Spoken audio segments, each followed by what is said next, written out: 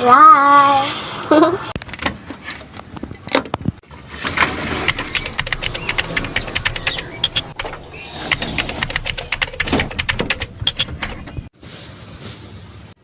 Okay guys, naligpit ko na siya. So maaga tayo maliligo ngayon dahil napapawisan ako. And dry na dry ni buhok ko. So tara. Sa. Siyempre hindi natin makakalimutan patay ang ilaw.